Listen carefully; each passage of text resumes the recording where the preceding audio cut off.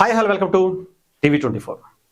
Janasena party తెలంగాణలో municipal ఎలక్షన్స్లో 2 స్థానాలు గెలుచుకుంది. దాదాపు 100 స్థానాలకు దగ్గర రెండో ప్లేస్లు, అంటే అధికార పార్టీ కన్నా ఎక్కువ ఓట్లు, లేదా ప్రతిపక్ష పార్టీ కన్నా ఎక్కువ ఓట్లు, లేదా కేంద్ర ప్రభుత్వంలో ఉండేటువంటి పార్టీకి కన్నా ఎక్కువ ఓట్లు సాధించినటువంటి ప్లేసులు దాదాపు 50 నుంచి 100 స్థానాలు ఉన్నాయి.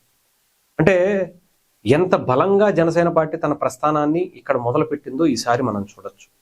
ఇక్కడ నాయకులు కావచ్చు, ప్రతిపక్షం కావచ్చు, అధికార పక్షం కావచ్చు, పక్కన రాష్ట్రంలో ఉండేటువంటి ఆంధ్రప్రదేశ్లో జనసేన పార్టీ బలంగా ఉంది. అక్కడ ఆయన పార్టీకి సంబంధించినటువంటి వ్యవస్థాపక అధ్యక్షుడు, డిప్యూటీ సీఎంగా కూడా ఉన్నారు.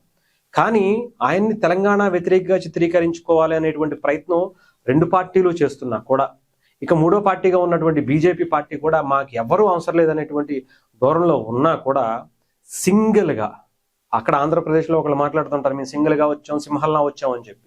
కానీ తెలంగాణలో కూడా సింగిల్గా వచ్చి ఇలా 2 స్థానాలు గెలిచి దాదాపు 50 నుంచి 100 స్థానాల్లో 2, 3, 4 ప్లేసుల్లో ఉంటాం అంటే మాటలు కాదు. ఇక కొంతమంది వైఎస్ఆర్సీపీ వాళ్ళు ట్రోల్ చేస్తున్నారు.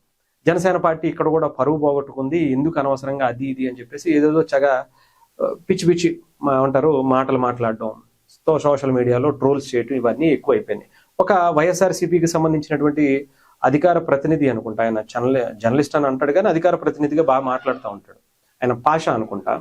ఆయన ఒక నియోజకవర్గంలో ఒక స్థానమే, ఒక ఓటే పడింది అతనికి అని. 1 పడచ్చు, 2 పడచ్చు, అసలు పడకపోవచ్చు, 0నే పడి ఉండొచ్చు కొన్నాటిల్లో. ఇక్కడ మీరు ఆలోచించుకోవాల్సింది, అసలు వైఎస్ఆర్సీపీ ఇక్కడ మీకు పోటీ చేయటానికే పోసేసుకుంది కదా. అలాంటి టైంలో కూడా జనసేన పార్టీ వచ్చి నిలబడి పోటీ చేసి 2 స్థానాలు గెలిచి 50 వరకు దగ్గర 50 స్థానాల వరకు కూడా వాళ్ళు 2వ ప్లేస్లో, 3వ ప్లేస్లో, 4వ ప్లేస్లో ఉన్నారు. కానీ అసలు మీరు ఎక్కడున్నారు? అసలు ఇక్కడ పోటీ చేయడానికి కాదు కదా, ఇక్కడ పోటీ చేయాలనే ఆలోచన వస్తేనే మీకు రాళ్ల వర్షం, కేటీఆర్ గారి మాటలు, ఇక్కడ రాళ్ళు ఆ ట్రైన్ లోంచి వెనకాల పంపించేసినటువంటి పరిస్థితులు గుర్తొచ్చాయి.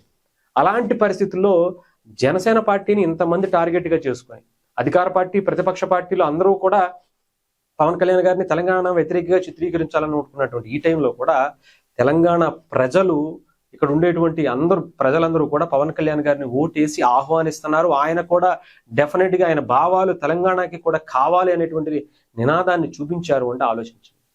₹1 పంచకుండా, ₹1 బిర్యానీకి బీరికి ఇవ్వకుండా, వాళ్ళ వెనకాల తిరిగే వాళ్ళకి కూడా ఎక్కడ పెట్రోల్ కూడా పోయకుండా హ్యాపీగా ఇంతమంది ఇంత భారీ ఎత్తున ప్రచారం చేసుకుని వెళ్ళారు అంటే మనం డబ్బు లేకుండానే రాజకీయం చేయలేం.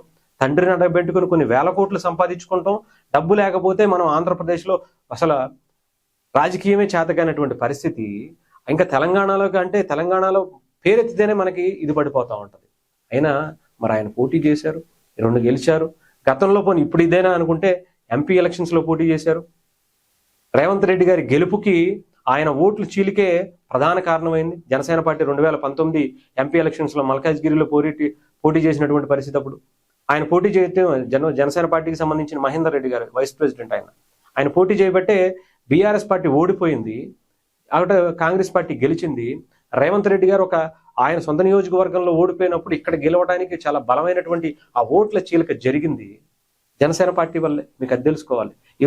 ఈరోజు సీఎంగా తన రాజకీయాన్ని ఒక్కసారిగా ఒక పవర్ఫుల్ లీడర్గా మార్చుకున్నటువంటి పరిస్థితికి మూల కారణం జనసేన పార్టీ ఓట్లే చీలిక అనేది గుర్తుపెట్టుకోవాలి. అర్థమైందా? ఇంకా మిగతా అసెంబ్లీ ఎలక్షన్స్లో కూడా పోటీ చేసి తక్కువ ఓట్లే వచ్చుండొచ్చు, కానీ పోటీ చేసింది. మీకు అది కూడా ఆ ధైర్యం కూడా లేదు కదా, మనం ఏ రకంగా మాట్లాడతాం అనేది తెలుసుకుని మాట్లాడితే పేటీఎం బ్యాచ్ ఎవరో ఎలివేషన్స్ ఇచ్చే బ్యాచ్కి కాస్త కోస్త అర్థమైతే బాగుంటుంది.